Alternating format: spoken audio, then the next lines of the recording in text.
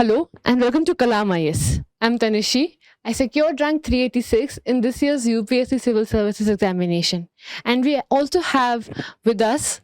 I'm Sarthak Singh and I have cleared the UPSC exam twice. And today we are going to discuss about the mains 2025. As we know that prelims has concluded and there are predictions about the cutoff that is going on. But today is the time to start preparing for mains.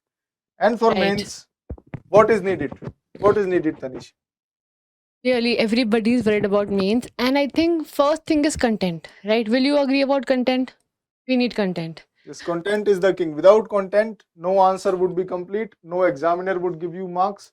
So without content, you cannot write good answers. So to write a good answer, first and foremost thing is content. And we have given the exam since so many times, and I think just like we are agreeing to this, a lot of you who have this experience will know. However, the story doesn't end here. Content में definitely आपको ये पता होना चाहिए कि आपके basic notes कैसे होंगे. बाद में आपको ये भी पता होना चाहिए कि आप एग्जाम से एक दिन पहले तो पूरा 60 पन्नों के इंडियन सोसाइटी या इंटरनल सिक्योरिटी की चीज़ें रिवाइज नहीं करोगे, तो आपके पास क्रिस्प चीज़ें भी होनी चाहिए. बट इन सब के बाद भी क्या स्टोरी यहाँ ओवर हो जाती है? Exactly. And the answer is no. After crisp content and basic notes are made, you need to write answers. You need to make answer writing your muscle memory. जितना ज्यादा आप लिखेंगे उतना ज्यादा आपको कंफर्ट महसूस होगा. एग्जाम हॉल के अंदर 3 आवर्स में ऑलमोस्ट 4000 वर्ड्स लिखने में. 4000 words are to be written in 3 hours. So you have to write and write. Exactly. इस पे तो बिल्कुल भी डिनाई नहीं कर सकते सर, आप बिल्कुल सही कह रहे हैं कि बहुत ज़्यादा राइटिंग करनी है. बट फिर क्या राइटिंग से केवल काम चलेगा? एंड अगेन राइटिंग के बाद इंपॉर्टेंट है फीडबैक. सिर्फ राइटिंग आप विदाउट फीडबैक के करेंगे, विदाउट कंटिन्यूअस ग्रेजुअल इंप्रूवमेंट के करेंगे, that is a useless thing. You are wasting your time. But feedback कहां से लेना चाहिए? Now that is the question. I used to appear in test series were giving me very generic feedback that improve the conclusion, improve the introduction, but I don't know how to improve it. I agree. So what is needed? Now, 2-3 तरीके के feedbacks हम जानते हैं. एक normal हमने paper दिया, right, हमने कितना हमारा खुद का एक्सपीरियंस, बल्कि शुरुआत में जब हम लिखते थे, टेस्ट लिखे और दे दी, सबमिट कर दी कॉपी. 15-20 दिन में आ रही कॉपी चेक होकर, और हमें भी याद नहीं हमने क्या लिखा है. And I think in July end or August last year the evaluation stopped completely. It just stops. And the mains was in September. 20th September से mains था और इवैल्यूएशन बंद हो गया अगस्त में. तो where to improve, where do you find the feedback, right? तो इसमें हम चीज़ें कोशिश करते हैं कि हम आप लोग के साथ बैठे, कोई हम लोग को लगता था कि हमारे साथ कोई बैठे, हमें बताए उसी वक्त. 15-20 दिन बाद नहीं, जब हम भी भूल चुके हमने क्या लिखा, क्वेश्चन भी हम भूल चुके हैं. Feedback, may be personalize feedback could be one thing, जो हम दोनों ने काफी नोटिस किया कि हमें मिला ही नहीं, right? And if you get personalized feedback you would be able to improve better कि आपको क्या करने की जरूरत है. Exactly. हो सकता है आपका आईआर का स्ट्रॉन्ग पोर्शन हो, जैसे मेरा पीएसआईआर ऑप्शनल है, तो IR answers are always good, but where I lack is governance answers in GS two, society answers in GS one. So वो एक फीडबैक है. अगर वो पर्सनलाइज्ड फीडबैक हो जाए तो that would improve our performance. And एक और नोटिस किया आप लोगों ने अपने नोटिस में, लाइक अगर हमें पर्सनलाइज फीडबैक मिलता तो हम लोग को ये भी पता चलता कि कहाँ हमें कंटेंट में प्रॉब्लम आ रही है, या हमारे राइटिंग में प्रॉब्लम है, या फिर हम कंसिस्टेंट ही नहीं, हमारा फीडबैक लेने का तरीका ही गलत है कि हम उस पर एक्ट ही नहीं करते. अगर कोई हमें बताता तो यू डोंट थिंक कि हमें बेटर मार्क्स आते हैं? Personalised feedback would always work. I used to check a friend of mine's copy and he has also got selected this time. I used to check his mains copies in 2024 SA and GS. So he is also in rank 601. So I think personalized feedback is what has made difference for my friend as well. So I think हम दोनों इस बात पे काफ़ी agree करते हैं कि जो पुराना हमारा एक्सपीरियंस था, वहाँ से अगर ये चीज़ें नई तरीके से मिले तो काफ़ी फ़ायदा हुआ है. सार्थक सर तो बता ही चुके हैं. एंड गोइंग फॉरवर्ड मैंने भी नोटिस किया था कि फीडबैक का तरीका थोड़ा सा डिफरेंट होए तो फ़ायदा डेफिनेटली मिलता ही है. Now people would be in different stages of preparation. सबको एक one size fits all approach नहीं लेनी चाहिए. कुछ लोगों का इंटरव्यू रह गया होगा 2, 4, 5 नंबर से, फाइनल लिस्ट में नाम नहीं आया होगा. कुछ लोगों ने 2-3 मेंस लिखे होंगे और वो स्टक हो रहे होंगे, और कुछ लोग फर्स्ट टाइम मेंस लिख रहे होंगे, फर्स्ट अटेम्प्ट में, सेकंड अटेम्प्ट में, जैसे भी प्रीलिम्स क्लियर हुआ है. तो उनके लिए क्या अप्रोच है आपके पास? Now this is a very important classification. यही, और ये चीज़ फीडबैक से भी रिलेट करती है। अब जो हम लोगों ने पुराना फीडबैक का तरीका था कि कॉपी दे दी, 15-20 दिन बाद कॉपी आ रही है। अब वो जो कॉपी आ रही है जब चेक हो रही है, तो सामने वाले को ये नहीं पता कि ये न्यूबी है या फिर ये बहुत एक्सपीरियंस्ड है या फिर इसने काफ़ी समय से बेसिकली इंटरव्यू दे के सिलेक्ट होकर अपनी रैंक इंप्रूवमेंट भी कर रहा है। तो ये चीज़ हमें पहले नोटिस करनी पड़ेगी कि क्या डिफरेंट टाइप्स ऑफ हमारे बच्चे हैं जो अलग-अलग डिमांड्स को सर्च कर रहे हैं। And I think Sarthak sir ने ये पॉइंट बहुत अच्छा रेज़ किया है, जहाँ पे हम डिफरेंट लोगों को पहले समझे कि उनकी क्या नीड है। अब जैसे इंटरव्यू अपीयर्ड बच्चे हैं या फिर जो मेंस अपीयर्ड बच्चे हैं या फिर जो बिल्कुल नए स्टार्ट कर रहे हैं, जिनका शायद कंटेंट ही इतना स्ट्रांग नहीं है, या फिर कुछ ऐसे बच्चे हैं जो मेंस में अपीयर्ड है लेकिन उनके मार्क्स केवल 350 या बेसिकली 340 के बेस 360 के रेंज में आ रहे हैं। तो these are also kind of people जहाँ पे हमें अलग अप्रोच चाहिए होगी। Don't you think Sarthak sir? Yes, approach would be different for all these three people. First thing, for a newbie who is appearing for the first time is to make content and crisp notes. First attempt में मैं जब interview appear हुआ था, mains appear हुआ था 2020 में, so I was lacking in content. तो अगर आपका कंटेंट अच्छा नहीं है तो आप बीटिंग अराउंड द बुश करते रहेंगे और आंसर्स में उतने ज्यादा नंबर नहीं मिलेंगे and you will and up with average marks. So first thing to sort is content. How should a newbie do it in these 80 days that we have, 80, 85? Now that is a real challenge and you have raised the most apt question I think that could come, because ये लोगों को content आता होगा but ये जो new लोग हैं उन्हें कंटेंट के बारे में, वॉल्यूम ऑफ कंटेंट के बारे में, पोस्ट इंडिपेंडेंस हो गया, वर्ल्ड हिस्ट्री हो गया, नई नई चीज़ें हैं, कैसे कवर करेंगे, right?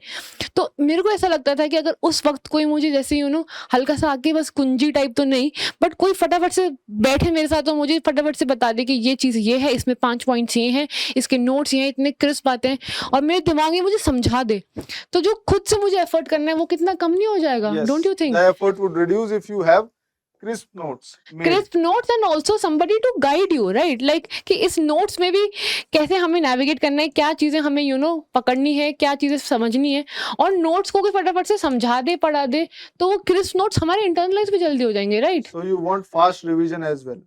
Fast revision with some guided navigation, so Guided that study plan. Guided study plan पूरा पढ़ाने से लेकर उस चीज को यूज कैसे करना, I think newbies need this the most, because सबसे कम टाइम है, right? Don't you think?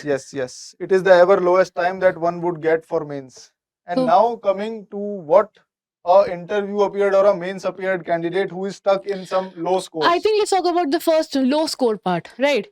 Because यहाँ पे तब भी थोड़ा सा इन लोग का है 400 के आसपास, बट आई थिंक अगर इसके बारे में बात करें तो आपको क्या लगता है सार्थक सर, इन लोग की क्या तकलीफ है? न्यूबी तो डेफिनेटली लोग आ गए हैं, इन लोग के पास Yes. कंटेंट तो है, Yes. तो ये लोग क्यों अटक रहे हैं यहाँ पे? क्यों इनका 400 नहीं जा रहा? The problem is with presentation of the answer कि लिखना क्या है and the quality points that is being asked. जो क्वालिटी आपको इकट्ठी करनी पड़ेगी पॉइंट्स लिखने के लिए 7 मिनट में और 11 मिनट में, that will come from for when you make writing your muscle memory. आपको ब्रेन मेमोरी, आपको सोचना नहीं पड़ेगा. जैसे ही आपके पास पॉवर्टी का क्वेश्चन आए, अनएम्प्लॉयमेंट का क्वेश्चन आए, आपके पास रेडीमेड इंट्रो है कि रेडीमेड भाई यही इंट्रो टेम्पलेट्स अवेलेबल होने एग्जैक्टली चाहिए. ये इसी को वैल्यूडेशन भी कहते हैं कि आपके पास हर टॉपिक के लिए स्पेसिफिक चीजें रेडी हैं कि भाई ये हमारा क्वालिटी कंटेंट है, ये Question इंट्रोडक्शन है, ये कंक्लूजन है, गवर्नर के ऊपर ये स्टैट्स है, तो मैं ये हाँ, लिखूंगा, ये कमिटी का नाम ये कमेटी डालेंगे, का नाम लिखूंगा, हाँ, ये डी के बाद recommendations कमेटी लिखूंगा. आनी ही चाहिए, गवर्नर का Yes. केस आता है तो ये हमारा कंटेंट के साथ साथ हमारा वैल्यू एडिशन added जो चीजें material. हैं वो हमारे आंसर में क्वालिटी ऐड करेंगे, और Yes. सार्थक सर और मैं दोनों इस बात पे एग्री करेंगे, right? Yes, definitely. And the presentation you give to the examiner, that how much clarity you have. Exactly. So your content in the answer sheet should be. should be reflecting this, Crisp. right? Yeah. So you will have to use the brevity of expression.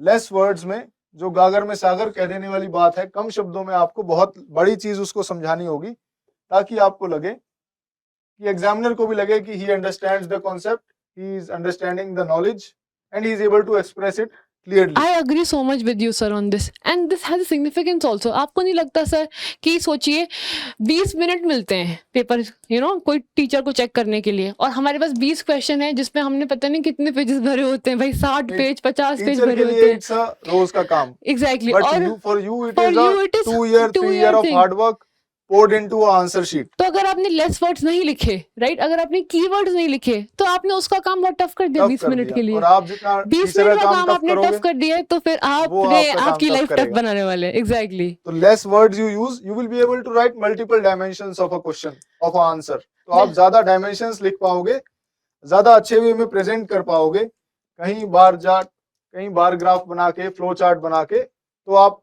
Space बचेगा आपके पास जब आप less voids use करेंगे, and that Exactly. Would reflect in your marks from 350s to 400. 420s, 430s, 440s. So the takeaway is to have keywords जैसे sir बता रहे हैं, and to have those keywords from all the dimensions, right?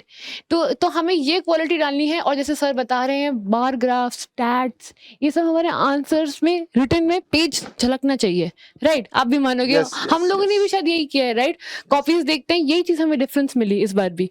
And I think this is the way to get ahead of the competition, क्योंकि So 10,000 true, so लोगों ने true. एक ही answer लिखा है, राइट. तो मैं नहीं समझता कोई मेंस अपीयर होने वाला कैंडिडेट ये नहीं बता सकता कि भाई गवर्नर का रोल क्या है इंडियन कॉन्स्टिट्यूशन में, या आर्टिकल होना भी चाहिए या सबको नहीं पता होना होता है, चाहिए. सब चीजें पता तो होती है, आर्टिकल सबको पता होता है, द हम- मेन हिज की पूछा क्या है, और कैसे लिखा गया, लिखा कैसे प्रेजेंटेशन गया? कैसी की गई है, पता राइट? जो पूछा गया है आपने वही बताना है, उससे इधर उधर आपने कुछ नहीं बिल्कुल बताना. नहीं बताना है. Finally coming on to the interview appeared candidates, जिन लोगों ने हमारे साथ इंटरव्यू दिया था अभी, पर अनफॉर्चुनेटली थोड़े से नंबर उनके कम रह गए होंगे, that's why they have not been made into the list, और वो लोग इम्प्रूव करना चाह रहे हैं. तो सबसे पहले क्या करना चाहिए?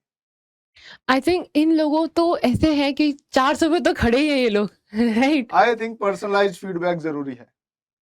किसी का हो सकता है सिर्फ एथिक्स में कम हो, GS 1 2 3 में अच्छे मार्क्स हो, किसी के हो सकता है So this is the first कि stage एथिक्स में to बहुत अच्छे मार्क्स हो, GS 1 2 3 में कम हो. this is the first stage to begin with. पहले हम आपके Personalized साथ feedback. बैठेंगे, हम आपकी मार्कशीट देखेंगे, हम देखेंगे कि Yes. 400 में कहाँ पे स्क्यूनेस ज्यादा है, कहाँ पे आपके अच्छे नंबर है, कहाँ पे पेपर में कौन से खराब जगह आपने परफॉर्मेंस किया गया है. Of course relative to the marking scheme of that year, because you know किस साल में 110 अच्छे नंबर होते हैं, किस साल में 150 अच्छे नंबर होते हैं एथिक्स में. तो पहले तो हमें यहीं से बिगिन करना चाहिए फीडबैक शुड बी देयर सबसे पहले, before so you that begin. आपके टाइम 88 डेज बहुत कम दिन है, तो यहाँ पे Yes. टाइम को भी जस्टिस हो पाए. I totally Yes. Agree with you sir. And इसके बाद जो राइटिंग प्रैक्टिस है वो उसी वाले टॉपिक की हमें ज्यादा करनी है. राइटिंग प्रैक्टिस हमें करनी सबकी है, इग्नोर कोई टॉपिक नहीं करना, because this is going to be a fresh day, a fresh you mains. Can't take for अगर ग्रांटेड. आपकी 120 थे GS2 में, तो आप ये नहीं सोच सकते कोई कि guarantee 120 नहीं से है. मुझे 5 ही नंबर बढ़ाने हैं. क्या पता अगली बार 120 आपके ही ना है. 110 आएंगे अगर आप उसको मेहनत नहीं करेंगे. I agree. सो राइटिंग आपको करनी है with focus on what you are lacking. जैसे मेरा दोस्त जिसकी मैं बता रहा हूँ, he identified that he lacks in ethics, so he did ethics course and ethics answer writing religiously throughout those 3 months. And I think score कितना अच्छा हो गया था. And ethics is now a game changer for It him. He is. is in the list. That is why. And a lot of people, those who improve their ranks again and again, they are able to make best use of this personalized feedback part.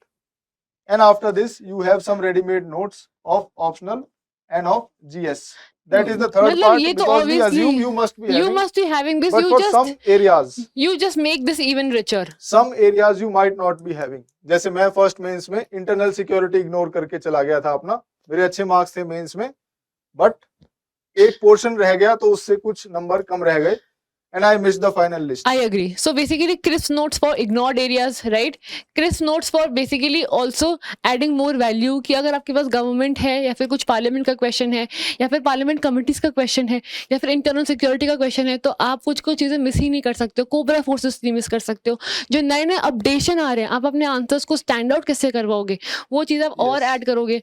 तो यहाँ पे crisp notes 2-3 dimensions में है. आप भी मानोगे, जैसे Yes, आपने yes. बताया सोसाइटी वाला, बाद में नेक्स्ट टाइम आपने एनरिच किया था, मतलब बाकी एग्जिस्टिंग कंटेंट को The भी notes he have to enriched be it. enriched if you have to increase your marks. मैं तो ये मानता हूँ कि सेम नोट्स के साथ अगर आप जाओगे तो यूपीएससी आपको सेम ही मार्क्स देगा. सही बात, बिल्कुल सही चाहे बात. आप कुछ भी ना बदलो तो एटलीस्ट उसका पेपर का साइज बदल लो. मैंने नया तो अपने साल, ऑनलाइन नया नोट्स स्ट्रेटजी, नया नोट्स, नया ऑनलाइन पेपर. नोट्स मैंने ऑफलाइन A4 साइज शीट पे कर लिए थे इस बार तो, at least as a good mindset it gives ताकि यू अपना अ लगे कि हाँ रिफ्रेश. मैं नया कुछ पढ़ तो रहा हूँ, चल मैं रहा नया है, लिख रहा हूँ, रिफ्रेश तो हुआ. and I But should get new you marks. should get new marks. But the point is to keep adding. The whole, you know, point of creating this joke in a way is to let you be very clear with the fact कि updation करना है. जो चीज 25 में relevant है वो 26 में relevant नहीं है, तो आपको ये चीज क्रिस्प कर करके अपने नोट्स पर डालती रहनी है, राइट?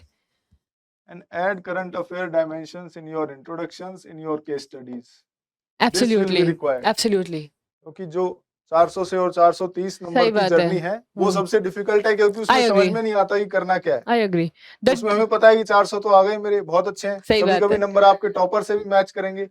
मेरे 2022 में जो बहुत अच्छे नंबर थे जिनके, उनसे मैच कर रहे थे नंबर 2 पेपर्स में, होता but ही है. that does not mean that I would also be in top 10, but Exactly, my marks are exactly. equal to them in तो 2 papers. that happens. तो आपको ये डिफरेंस जो है वो करंट अफेयर लिंकेजेस में क्रिएट करना पड़ेगा, और ये आएगा आपका रिपीटेडली लिखने से.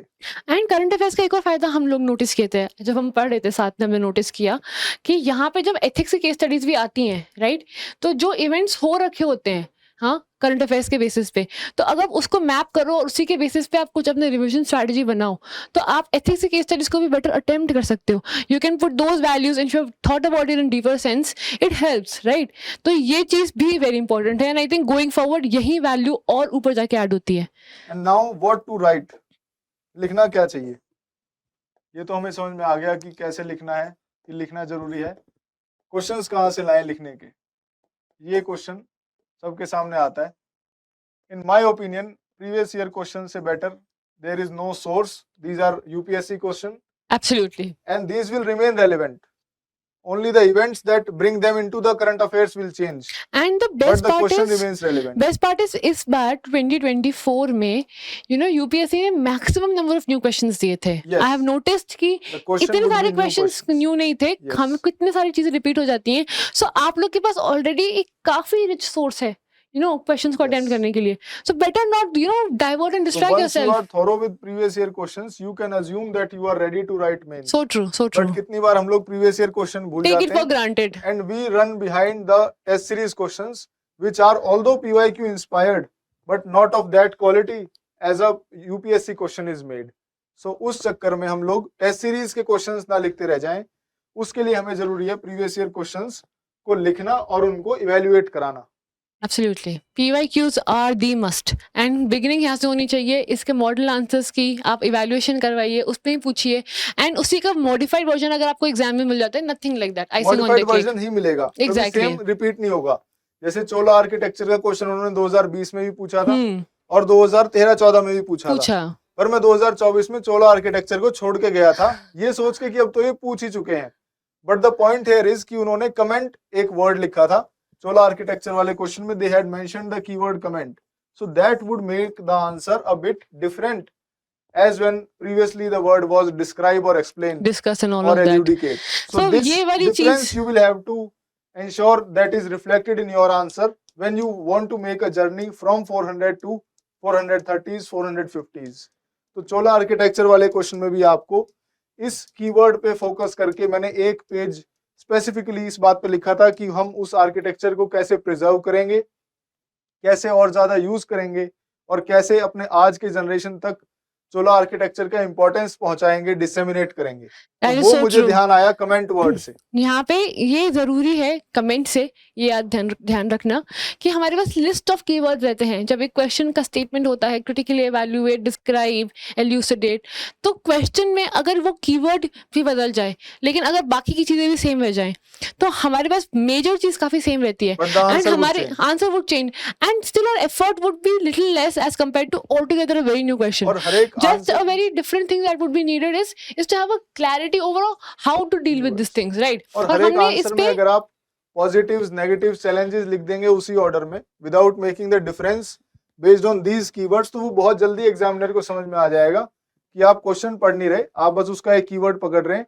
उसकी डेफिनेशन इंट्रोडक्शन में लिख रहे हैं, पॉजिटिव नेगेटिव्स और वे फॉरवर्ड लिख के आप उसको खत्म कर रहे हैं. But each of these keywords comment, critically analyse, discuss will want a specialised answer. जो डिस्कस का आंसर है वो एज इट इज कमेंट का आंसर नहीं बन सकता. so true, so और true. एवरेज मार्क्स आने पे हमें लगता है कि मैंने लिखा तो सारा था, मैंने पढ़ भी सारा लिया, पर आपने जो कमेंट पूछा था So- वो वर्ड लिखा है अगर क्वेश्चन में, तो उसका So- यूसेज करना है आपने आंसर लिखते समय. So every nuance has to be given the amount of detailed attention that it needs, right? And nothing can be taken for granted. Of course, it will help you if you have the content from before, but to put that content in the context, I think these keywords will help you going further, right? So I think this is mostly the thing, right? What is कि needed हमें for क्या mains चाहिए mains में 2025. 2025 में, और कैसे preparation भी जानी चाहिए, right? And going forward, Going forward, we need is write a lot, get evaluated, and after evaluation, make your personal crisp notes.